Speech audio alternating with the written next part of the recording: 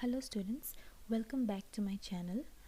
In the Bryophyta series, today I am going to start a new genus known as Sphagnum. This genus is very important from the economic as well as the ecological point of view. In this video, we will mainly discuss about the morphology and anatomy part. So let's begin. First, let us see the background of this genus. Sphagnum is popularly known as bog moss, peat moss or turf moss. Please remember these common names as you are very frequently asked in the examinations. Okay, what is the common name of sphagnum? Bog moss, peat moss or turf moss. Okay, these plants are perennial and they grow in swamps and moist habitat like the rocky slopes where water accumulates or where water drips. So we can say that they generally grow in the waterlogged conditions. Now, why sphagnum is known as a bog moss? It may be asked in the examination. Why they are called so? We will see the reason. They grow along the bank of lakes and gradually encroach more and more of the water as creeping bogs, and in course of time they completely cover up the lake, transforming it into a bog. So what happens? This genus Sphagnum, at first they grow along the bank of the lakes. Gradually they will encroach more and more water, okay, and in due course of time they will completely cover up the lake and transform it into a bog. That is why they are known as bog moss. And the next 3 points actually will summarize the reason why sphagnum is known as a peat moss. Let us see. Now, after they have encroached the lake and transformed into a bog, what will happen? The angiosperms will subsequently encroach the bog. As a result, it will change the topography of the bog and the water of the bog becomes very acidic now.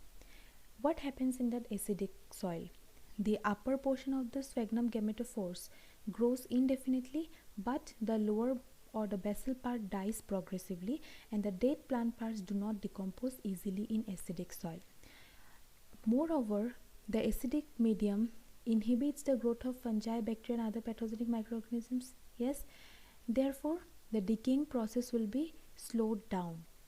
As a result, large mass of dead remains will be accumulated year after year, followed by compression from plants on the top.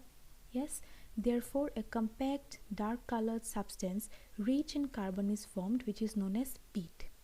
Okay, since sphagnum is the chief constituent of peat, it is called as peat moss. So, this is the reason why sphagnum is called peat moss. You have to remember this. Okay, why they are known as peat moss and why it is also known as bog moss. You have to remember these 2 points very clearly. Okay, now let's see the morphological part. Sphagnum is a bryophyta. Yes, so which will be the dominant phase? The gametophytic phase. Yes, so the adult plant will be a gametophyte, and in sphagnum the gametophyte is represented by 2 stages. One is the juvenile protonema. Juvenile means immature. Okay, immature protonema and a mature leafy or gametophore stage. So how many stages do we find in a sphagnum gametophyte? We find 2 distinct stages. One is the protonema, okay, and the other is the leafy or gametophore stage. The mature plants grow in dense clumps and the color of their shoots are either white or brownish green. Okay, they will always grow in clumps, in groups, and they will have a color of white or brownish green. Okay, in young gametophytes, multicellular rhizoids are present, but in mature gametophytes, there are no rhizoids. Okay, in the mature plants, what we find is that an upright branched axis and their leaves. Okay, now let's see the characteristics of main axis and branches. The main axis is soft and weak at young stage. When the sphagnum plant is young, their axis or the main axis of the plant is soft and weak. But when they start maturing, they become erect and stout gradually. Okay. However, the main axis is much longer in aquatic species but is relatively short in terrestrial form due to the progressive death of the older basal part. So compared to the aquatic species, the terrestrial forms of sphagnum have much shorter main axis. Okay. The axis branches profusely on the lateral sides. So the branching of the axis is mainly on the lateral sides. Okay. Single branch or in tufts of 3 to 8 branches arise from the axils of every fourth leaf of the main axis. The branches may appear either singly or in a group of 3 to 8. Okay. At the apex of the main stem, many small branches of limited growth are densely crowded, forming a compact head-like structure called coma. Very important. What happens at the top of the axis? Some short or small branches will get crowded. Okay, they will form a dense crowding and will form a compact head. This structure is known as coma. It is known as coma. The coma is formed near the apex due to the condensed growth of the apical internodes. As the stem grows in length, these short branches elongate and become normal branches. Then what will happen? As this plant will grow, okay, it will grow taller and taller, the short branches of the coma will develop itself into normal branches. Okay. The submerged species have all the branches similar in form and structure, but the terrestrial species produce two types of branches. So in case of aquatic species, what happened? All the branches, they will look alike. Okay, they will have similar structure, they will have similar forms. But in case of terrestrial species, the branches will be of two types. This is very important. One is the pendant branches and the other is the upwardly divergent branches. Okay. Now let's see these two branches in details. Pendant branches. So in the diagram given below, at this diagram you can see this is a stem, okay, and from this stem arises two different types of branches. One is the divergent branch and the other is the pendant branch. Okay. Now pendant branches are long, slender, loosely arranged, turn downwards and then grow parallel to the main axis. What will happen?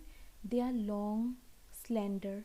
At first they grow downwards and subsequently they will grow parallel to the main branches, okay, in the later stages. They are also known as decurrent branches. Okay. Next, let us see the characteristics of divergent branches.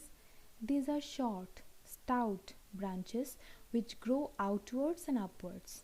Okay, these are some branches which are shorter and stouter, okay, and they will grow outwards or they will grow upwards. They are termed as excurrent branches. Sometimes one divergent branch in each node develops strongly than others and ultimately gives rise to a new plant when it becomes detached from the mother plant. So sometimes what happens, out of the many divergent branches, one becomes more stronger, okay. That strong branch will in later period of time develop into a new plant after detaching from the mother plant.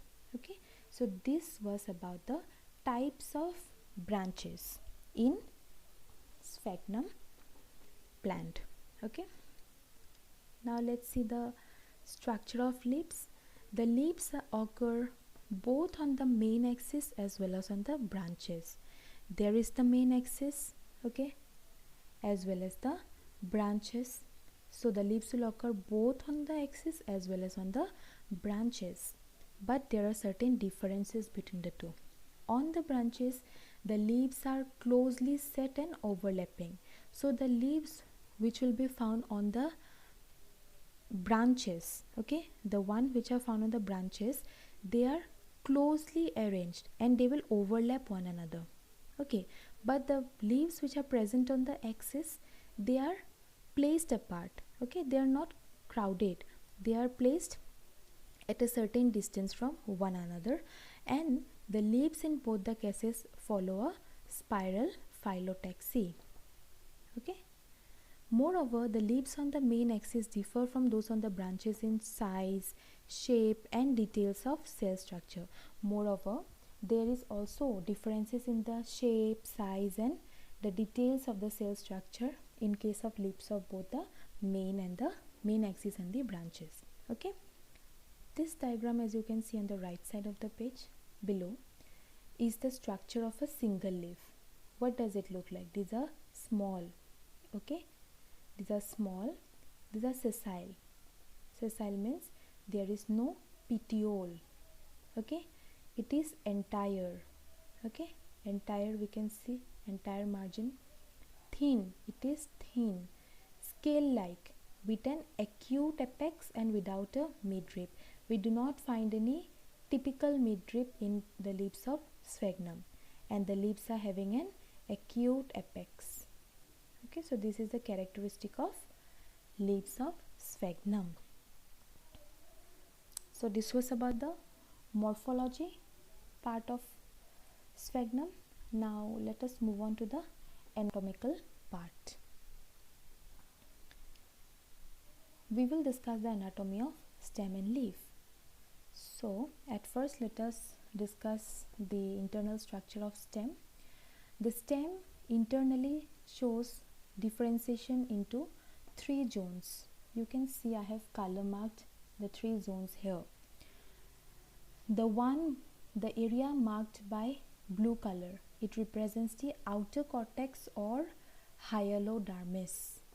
Okay, the area marked by yellow colored region in both the diagram, it represents middle hedron or prosenkymatous region, and the central cylinder or medulla is represented by green color in both the diagrams. So this is the overall anatomy of stem, where we find 3 distinct regions internally. Okay, the outer cortex, the middle hedron, and the central cylinder or medulla. Now let us discuss the features of each different parts. Outer cortex. The outer cortex or the hyalodermis is the outermost region of the stem. This blue colored portion, okay, this blue colored portion is the outermost region of the stem, as you can see in the diagram. It is bounded externally by a single layered epidermis composed of large hyaline cells. Okay, the outermost layer is the cortex, and the outermost layer of the cortex is known as epidermis, and the cells of epidermis are composed of large hyaline cells. Okay, hyaline cells means these are semi-transparent, glassy, translucent type of cells. Okay, the cortex remains 2 to 4 layered in the main axis. So when we consider the main axis, the cortex is how many layered? It is about 2 to 4 layered. But in mature cortical cell, there is a lacking of protoplasm. Okay, when we consider the cortical cells of a mature sphagnum plant, we do not find protoplasm. Okay, and because of the lacking of protoplasm, the cells are hyaline. Yes or no? Yes. So now let's see the characteristics of the next part, that is the middle hedron, the yellow colored portion, this one. Okay, it lies next to the cortex. Yes. How many layers are there? 4 to 6 layers. Okay, what kind of cells it is made up of? It is made up of small thick-walled prosenkymatous cells.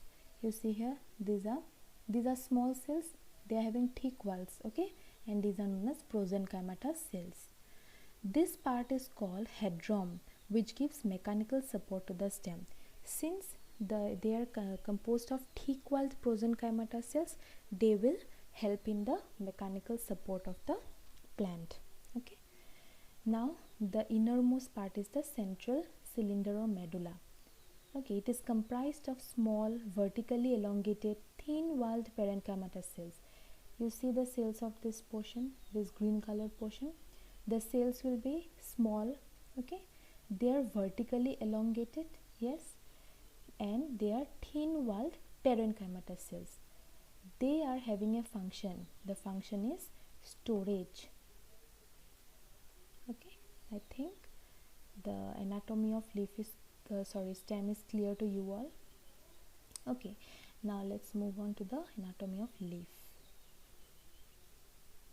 In sphagnum, the cross section of leaf shows only one cell in thickness and composed of much elongated cells.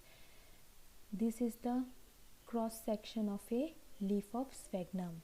Okay, a young leaf is comprised of square or rectangular cells of uniform size, while a mature leaf is characterized by two types of cells. So if we see the sectioning of or cross section of a young leaf, we will find uniform type of cells. Okay, the cells will either be square or rectangular type, means one type of cells will be present. But if you consider a mature leaf, we will find two different type of cells. Okay, one is the ordinary type, that is the hyaline cells, and the other is the green chlorophyllous cells or the assimilatory cells. You can see the diagram here. Okay, so this thing there, these are different types of cells, and these are one kind of cells. Sorry, this empty cells, as you can see. Okay, these empty cells are one kind, and these are known as hyaline cells. Okay, and these long cells, as you can see, are known as chlorophyllous or assimilatory cells. The hyaline cells are large, polygonal, and become colorless or hyaline by losing their protoplast. Yes, these hyaline cells are hyaline because they lose their protoplast, okay, and thus they become colorless. Their walls are provided with pores and become spirally thickened. Okay, so these are the walls. Okay, these are spirally arranged. Okay, these are spirally arranged, and they will have certain pores. These are the pores. This thing you can see, pores. Okay, the hyaline cells have a remarkable capacity of absorption and retention of water, hence they are known as capillary cells, and because of this, rhizoids are not necessary in mature plants. Now the hyaline cells are very important because they have the capacity of water absorption and retention. Okay, and therefore rhizoids are not necessary in the mature plants of sphagnum. Okay, the chlorophyllous cells are small, triangular or biconvex living cells with many discoid chloroplasts and have their photosynthetic ability. Now these long cells, okay, this one is these long cells, these are chlorophyllous cells. They contain a number of chloroplasts and thus help in the photosynthesis. The chlorophyllous and the hyaline cells are arranged in an alternate sequence. Okay, as you can see, this is the hyaline cell, this is the chlorophyllous cells. They are arranged alternately. Yes, they are arranged alternately and form a regular reticulate pattern. They are forming a regular reticulate pattern, and this leaf feature alone can be used to identify the genus Sphagnum. This arrangement is very unique. Okay, and thus it helps to identify the genus Sphagnum. So this was all about today's video. I hope you all are clear with the concepts of morphology and anatomy. Okay, and in the next video we will discuss about the reproduction of sphagnum. Okay, and if you think that my videos are helpful to you, then please subscribe to my channel so that when I upload the next video you get the notification quickly. Thank you.